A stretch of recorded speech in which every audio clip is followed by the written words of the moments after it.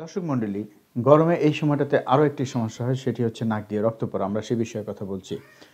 গরমে শুধু শিশু না, যেকোনো বয়সেরই মানুষের নাক দিয়ে রক্ত পড়তে পারে। তবে শিশুদের ক্ষেত্রে এটা বেশি হয়। কারণ গরমের সময় নাক শুষ্ক হয়ে যায় এবং শুষ্ক হয়ে যাওয়ার পরে নাকের যে ভিতরে যে ঝিল্লি থাকে, তার নিচে যে রক্তনালীগুলো থাকে সেগুলো ফেটে গিয়ে রক্তপাত হতে পারে। কাজেই অনেকেই নাকে রক্তক্ষরণ হলে খুব ভয় পেয়ে যান এবং অনেক সময় কি করতে হবে ঠিক বুঝে উঠতে পারেন না। কিন্তু নাক দিয়ে আমি একটা কথা বলতে চাই, নাক দিয়ে যদি রক্তক্ষরণ হয় এই সময়তে তাতে কিন্তু খুব ভয়ের কিছু নেই।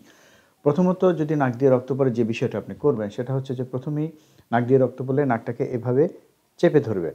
ঘড়ি ধরে অন্তত ১০ মিনিট এভাবে চেপে ধরবেন এবং এই সময়টাতে সে যাই হোক, শিশু হোক, বড় হোক, তাকে শুইয়ে দিবেন।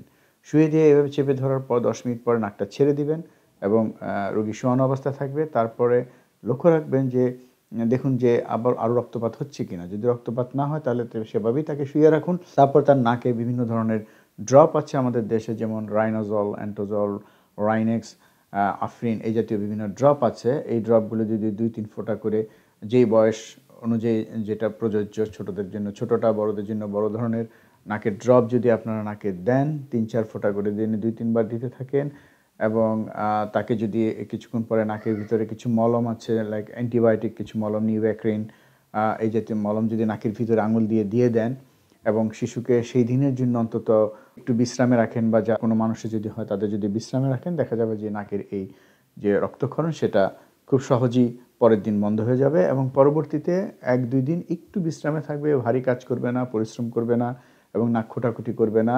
তবে বয়স্কদের ক্ষেত্রে যদি নাক দিয়ে রক্ত পড়ে থাকে সেক্ষেত্রে তার রক্তচাপটা একটু দেখে নিতে হবে। কারণ অনেক সময় কিন্তু বিশেষ করে ৫০ ঊর্ধ্ব মানুষের কিন্তু রক্তচাপ বেড়ে যাওয়ার জন্য কিন্তু নাক দিয়ে রক্তক্ষরণ হতে পারে।